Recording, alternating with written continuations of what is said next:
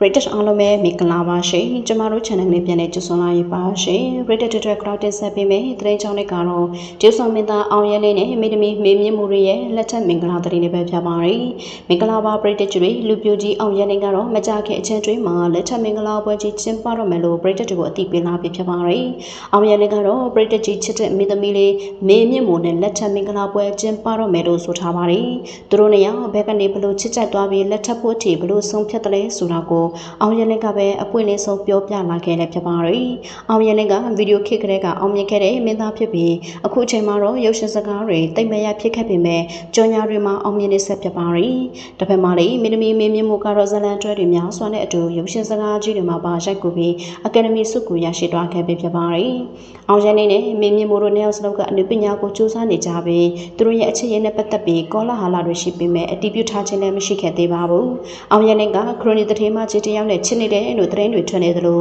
မင်းမြင့်မိုးကလည်းရုပ်ရှင်ထုတ်လုပ်ရေးပိုင်းရှင်တထေးကြီးနဲ့လက်ထပ်တော့မယ်လို့သတင်းမျိုးစုံထွက်ပေါ်နေတာဖြစ်ပါတယ်။နောက်ပြီးတော့မိသမီးမင်းမြင့်မိုးကအကယ်ဒမီမင်းသားအေချမ်းမောင်နဲ့သတင်းထွက်ခဲ့တာဖြစ်ပါတယ်။သူတို့နှစ်ယောက်ရဲ့အခြေရေးကိုလည်းပရိသတ်တချို့ကသဘောတူပြီးလက်ထပ်ဖို့အထီတောင်မျှော်လင့်နေခဲ့ကြလည်းဖြစ်ပါတယ်။ဒါပေမဲ့တကယ်တမ်းမှာတော့အဲ့ဒီသတင်းတွေအားလုံးကအမှားဖြစ်နေပြီးအောင်ရနေနဲ့မင်းမြင့်မိုးတို့ကလက်ထပ်တော့မှာဖြစ်ပါတယ်။ဒီအကြောင်းကိုအသိပေးရတဲ့အခါမှာမင်းမြင့်မိုးရဲ့ပရိသတ်တွေကစိတ်ဆိုးသွားမှကိုလည်းစိုးရိမ်နေတယ်လို့အောင်ရနေကဖွင့်ဟလာခဲ့လည်းဖြစ်ပါတယ်။မင်းမြင့်မိုးကအရန်ကိုအောင်မြင်နေတဲ့အချိန်မလို့ပရိသတ်တွေတပေါ်မတူမကိုစိတ်ပူနေရလည်းဖြစ်ပါတယ်။သူတို့နှစ်ယောက်ကအနုပညာအလုပ်တွေကိုအတူတူလုပ်ရင်းနဲ့ပွဲတွေအတူတူတက်ပြီးခင်မင်ယာကနေချစ်တူတွေဖြစ်သွားခဲ့ကြလည်းဖြစ်ပါတယ်။ဒီအကြောင်းကိုအစပိုင်းမှာပရိသတ်တွေမသိအောင်ဖုံးကွယ်ထားခဲ့ပြီးလက်ထပ်ဖို့တရားဝင်ဖြစ်တော့မှပဲထုတ်ပြောလာခဲ့လည်းဖြစ်ပါတယ်။ဘာလို့လဲဆိုတော့ပရိသတ်တွေဟာသူတို့နှစ်ယောက်ကိုတယောက်ချင်းစီခွဲပြီးတပေါ်ကြပေမဲ့နှစ်ယောက်အတူတူစုံတွဲလိုက်တပေါ်ကြဖို့ဆိုတာမလွယ်ကူပါဘူး။သူ့လိုမင်းသားတယောက်နဲ့လက်ထပ်မဲ့အခါမှာမင်းမြင့်မိုးရဲ့ပရိသတ်တွေတပေါ်မတူပဲစိတ်ဆိုးသွားမှကိုလည်းအောင်ရနေကစိုးရိမ်နေရလည်းဖြစ်ပါတယ်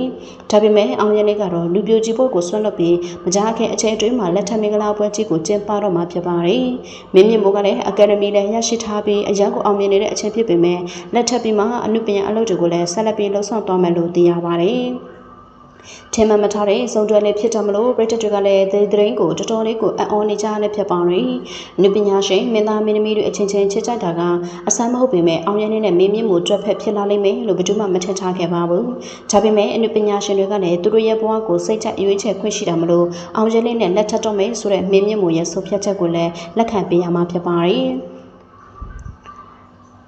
ဟုတ်ကဲ့ပါပရိသတ်တွေပရိသတ်တွေနဲ့နေရောကျေးဇူးမင်းသားအောင်ရဲလေးနဲ့မင်းမြင့်မိုးတို့နှစ်ယောက်ကိုတဘောတူကြလားဆိုတော့ကိုကောမမှာရေးသွားခဲ့ကြပါဦးရှင်